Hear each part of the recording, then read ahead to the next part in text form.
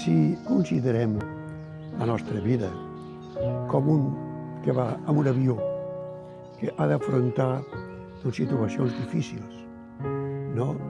De dificultats en tots els aspectes, doncs jo penso que el pilot d'aquest avió de la meva vida és Déu mateix, és el Pare.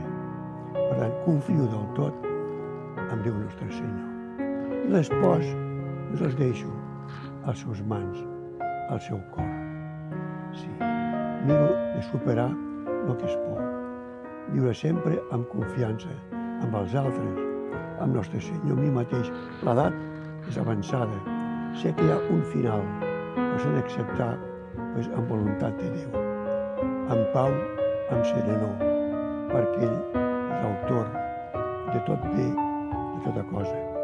I això per mi és el secret de l'alegria, el secret de l'esperança, el secret de deixar-se joiosament a les mans d'aquest bon Pare. L'espòs no tenen sentit quan un sap que el Pare vol el teu bé, com aquell pare del fill pròdig, que el va estimar sempre, tot i que el fill havia marxat de casa, i torna i és rebut com a fill. Aquest és el nostre Pare.